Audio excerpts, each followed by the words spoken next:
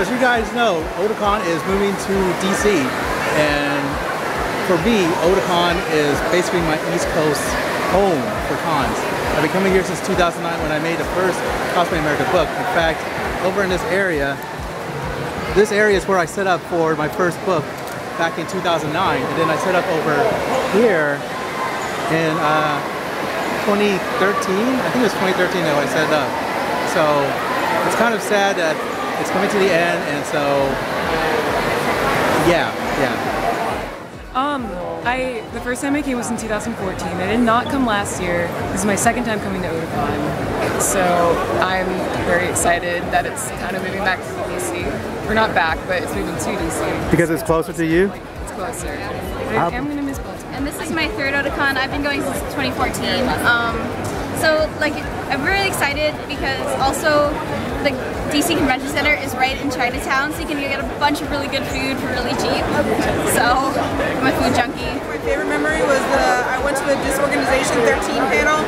I think my second Otakon, and that was really funny. And that's like one of my biggest, brightest memories. When I saw the White Ranger, who was actually the actor of the White Ranger, coming here, and I hugged him and everything, took a picture with him, not knowing it was the actual guy. I say cosplaying for the first time last year, since I was really nervous about it, but then now I'm sort of more comfortable about it now. Were you nervous the first few hours, and then after that you became used to it? Yeah. You know? The awkward walk of shame. Yeah. So, because everybody just keeps staring at you and just like, stop staring at me. But then now you're just like, whatever. And all I remember it was 2 or 3 years ago, but there was a man that wasn't coming to Otakon, but he was dressed up as a Scotsman. He had this giant bagpipes, and he walked into it just playing his bagpipes. He didn't have a badge because he wasn't there for Otakon, and he started playing the bagpipes, and everyone just started following him while he was playing it through all of Otakon. And until the security came, and he kind of ignored the security guard, just kept playing, and then eventually he left, and half of the con just went with him. It's kind of an end of an era, and like it's been like a big part of me, so it's like kind of been close. I'm still gonna go to the DC one to see what's different, but it's like this is like my home away from home, so it's like. I was a Weeping Angel one year, and that was the year that Jason David Frank was here. What happened that some people were taking my picture while he was walking by as he was getting escorted, and I had to stop and be like, I'll be right back. Ran after him, and I actually got a t-shirt from him. Nice! Because I had a pen, but the pen didn't have any ink in it. Aww. So to make up for it, he gave me a t-shirt. Yeah, a few years ago, I think it was in 2010, two of my best friends got engaged here.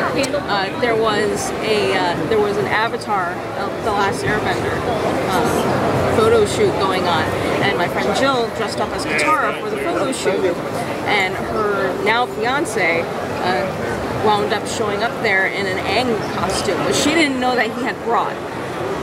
So during the photo shoot, when she was up getting her picture taken, he went in front of her and he got down on one knee and he asked her to marry him. My first year, I cosplayed as Valentine from Skullgirls, and I kind of felt negative about it, but as the day went on, people asked me for my picture, and it made me feel good about cosplaying. It was my first time doing it. That's a great memory. The only thing I wanted to do at Otakon when I first came here was simply just take pictures of people all day, every day. Like, oh my god, there's Ichigo, oh my god, there's like Ray, oh my god, oh my god, oh my god. Overload? Yeah, like we're missing panels. Screw the panels. Like when we first came here, we actually planned out our schedule, but when we got here, it was like it was thrown out the window. I was just hanging out with friends and getting all the different pictures. There's so many different memories, all the photo shoots, I think. That's the best part. It's such a big con that you can find groups of people from obscure things that you don't typically find at smaller conventions, so it's really fun. Pretty much. And I've met people here that I haven't seen in years. That's really cool. And I never expected to see them. I'm meeting a lot of new friends here that are interested in what I'm interested in. It's nice being surrounded by like your people, like fellow nerds. So I met a lot of lifelong friends that I met for the first time at Otakon. So awesome. How do you feel about Otakon moving? It's bittersweet.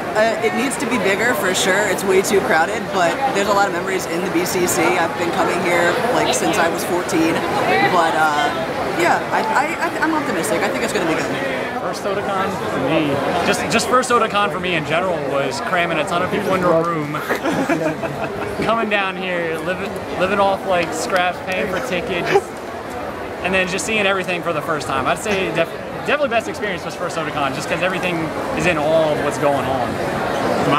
My first Otakon was pretty awesome too, but I would say the first time I cosplayed at Otakon would be like huge for me. It was hot. It was extremely hot, and I was like, man, I'm sweating buckets right now. And I don't know, it was just the different feel that you get when you're in a cosplay versus when you're just walking around normal. Like right now, like people aren't gonna stop you and say hi to you, kids aren't gonna wave, but just walking the streets of Baltimore when you're in a costume was really cool. My best memory of Otakon was the first year I came in cosplay. I was dressed up as Choji Akamichi. That's kind of the big thing that I normally do. And just having everyone so overwhelmingly accepting and just like, oh my god, like it's just a crazy experience. I actually met a group of people online, and then last year we all met up together, and they're literally like family to me. So like meeting all of them and then just being together all weekend was just awesome. It's just like one of my favorite memories. Now, Otakon really does have a special place in my heart, and I feel like it does belong in Baltimore, but you know, these things do happen, and quite honestly, I really feel like it's going to come back anyway, because a lot of people are probably not going to want to go to DC versus wanting to go to Otakon, because a lot of the people that go to Otakon are actually from Baltimore, and it's one of our local places that we love to go. It just so happens that more and more people saw it was getting more popular, and therefore started coming to Baltimore more. So honestly, it's kind of one of those things where it's a huge benefit to the city, so that way the city itself can make a lot more money and bring more culture and more various other things to our city. So yeah, it's actually a really sad thing, but I'm not worried because I do feel like it is going to come back.